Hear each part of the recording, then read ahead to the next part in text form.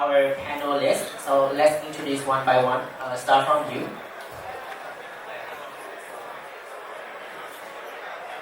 Hi,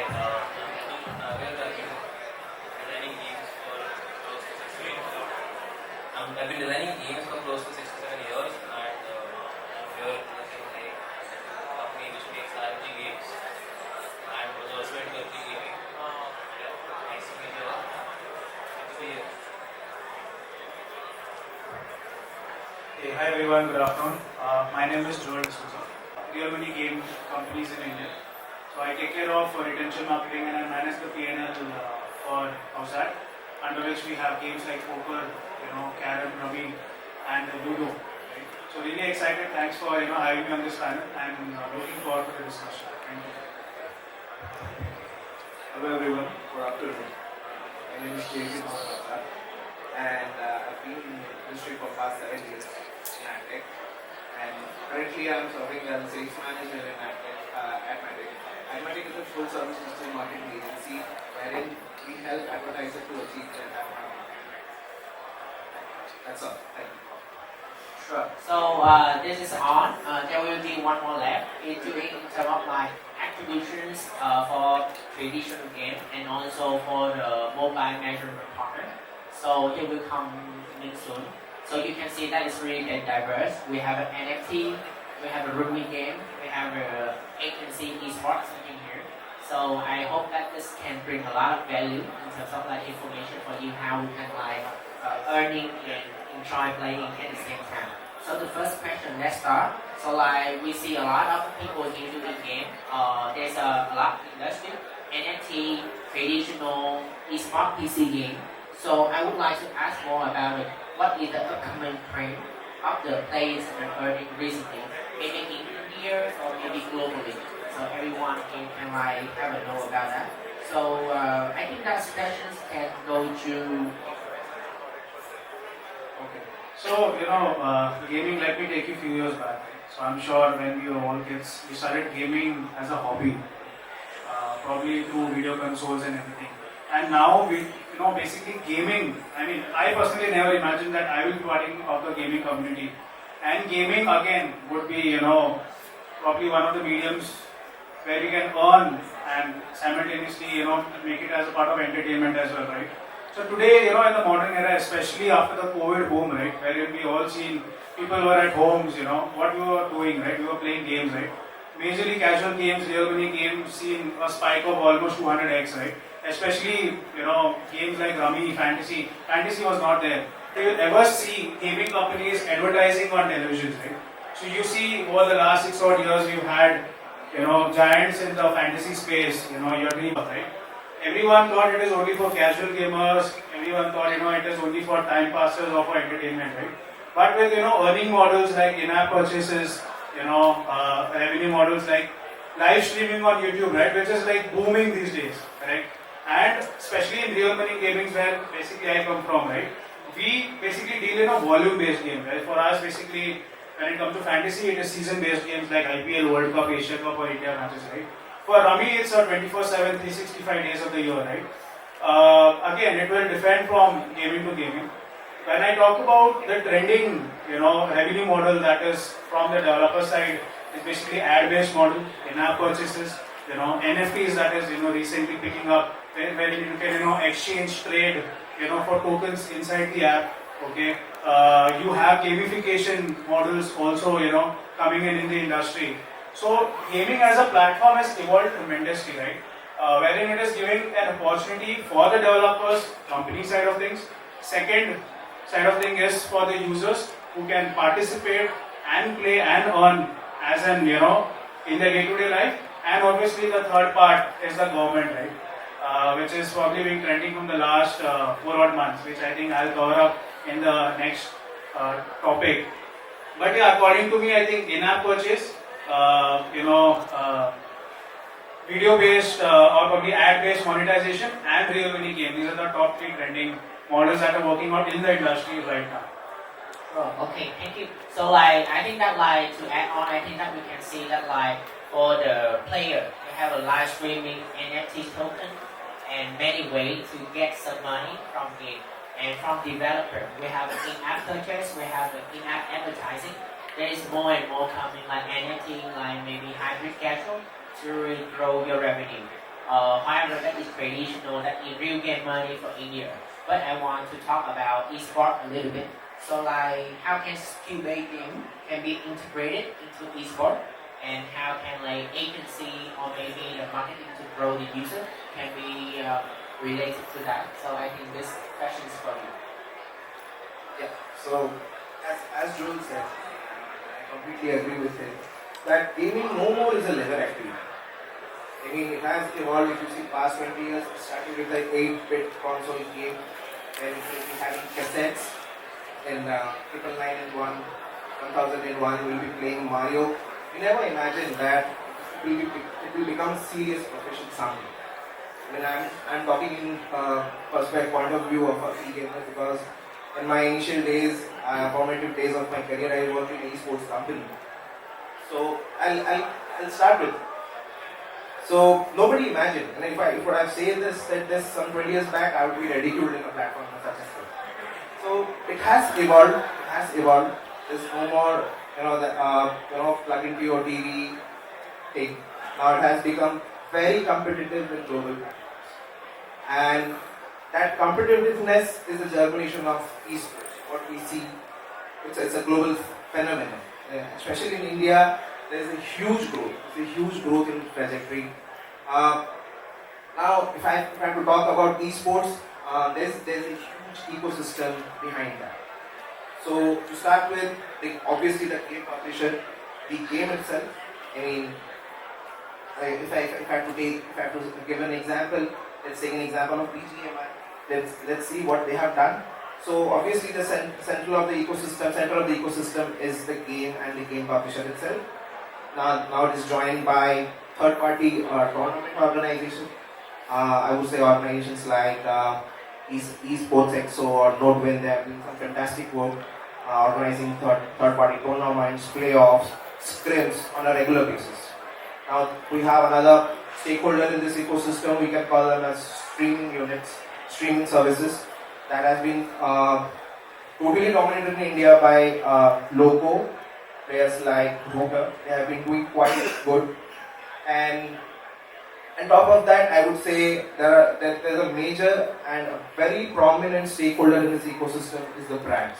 And if you could see, I mean, I'll give an example. A very good use case will be IQ Mobiles, Vivo. They're every now and then they are launching phones which help gamers with good gaming specs. So they keep on organizing tournaments. They have a huge cash prize. They have so all these factors have really changed the esports landscape in India. If you see the current number of e-gamers, competitive e-gamers in India is around 600,000, and it is estimated that till 2027 we'll be seeing a figure somewhere around 1.5 million active e-gamers. So yeah, I mean, if I say now how an agency or on a marketing point of view, I would say it has accelerated esports in India or any other online games, let's say RNG or fantasy sports. So again, I mean, for any rising industry, marketing is something which is very crucial. Without marketing, I mean, it's very, very difficult to scale or to acquire new users. So coming to our online gaming industry, we have seen, as Joel rightly pointed out, we have seen a huge increase in digital ad spend when it comes to online gaming. Especially RNGs, they are doing fantastic in this space. Or fantasy sports or survival shooter, TPP, FPP, they are doing quite well in this space. So in terms of marketing, as you rightly pointed out, the use of traditional media, that is TV ads, yes, it has a mass reach, it has a mass, I would say it has a mass reach beyond the boundaries. At a single time, you are reaching a huge audience. But on the other side, I would also like to credit what digital advertising and social media is also doing, because why this medium is important for online gaming is the entire marketing campaigns can be segmented in in your target audience, to your target market. You can better monitor, better measure your marketing KPIs. And yes, and the use of social media, I can't leave social media behind, because all the fan following and all the communities are built over social media. So yeah, that's all. That's how marketing has helped growth of esports. And and in the further session also, I'll tell you why esports or online gaming is a serious career opportunity. It's not an alternate career opportunity. It's a serious career opportunity. Thanks. Okay, thank you so much. So there's a lot inside of esports. So in terms of interest of time, so if you have any question, you can get ahead with the NFTs and the esports for everyone here. But talking about game, we're not just talking about monetization or how to grow your user or marketing it, but we also talk about design, UX UI. So in terms of we are earning. So what is the UX UI and support the what is the challenge? You can see that you are doing right now to align the UX UI with earning or maybe access to the skill-based game right now in the India and the global market. Okay, so design-wise, I can say that skill-based gaming differs from the regular traditional gaming in many different ways. A traditional game there usually is motivated by just gameplay mechanics and elements of gameplay itself. Whereas skill-based gamer, he comes to play the game for gameplay elements, but also to earn money. Right? These both sides of his wants have to be satisfied. So when we design games, it's very important to design with respect to this kind of user. Make sure that whenever there is any kind of transaction, any kind of successful thing happening in the transaction or negative thing happening, we positively or negatively inform the player about it. He is never left wondering about what happened to his particular game. We also have to make sure that no collusion is happening. Player completely trusts the platform. He does not feel cheated by the platform or the system or cheated by the players also. There are many times when other players are playing, they try to collude. They try to create fake scenarios where they try to end the game as per their needs. So we have to make sure that by design these challenges are taken care of. At the same time, our games are accessible to these players as well. For accessibility, we have to take care of whether we are delivering the design in a way that player perceives it really well. Many times when you give congratulatory messages for playing a game, like well done, good job. For Indian skill games, we have to make sure that those are also customized as to the language. Something like Jhakas, instead of well done, works very well for our games. Apart from this, whether the players understand things or not, if we are designing a layout and there are 6 different buttons, are they tactile enough? Is one tap causing tap or 2 buttons? Things like that have to be taken care of, and that's how it works. Alright. So mostly will be language and then how to tag buttons and everything is Language, perceptibility, understandability, robustness of the game. Whether the game is playable easily on larger devices and small devices as well. All these things. yeah, but when talking about the earning, also when someone is making money from game, especially what I see that is really exclusive from India because I'm from other country. I see that India is really famous for real game money, like movie game or something like that. So there's a sensitive topic in terms of how to analyze legal or maybe the taxpayer. So I think we have some expert in terms of this real game money. So can you share more about how the legal compliant and also how you optimize the tax audit or maybe the legal compliant with your game when you are doing review? So in India, when it comes to gaming, earlier there were only 2 stakeholders: developers, that is the company, and the players, right? But of recently, there are 3 stakeholders: company, players, and the government.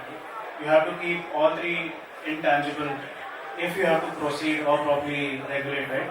If it was any other country, it was a very easy peasy game, right?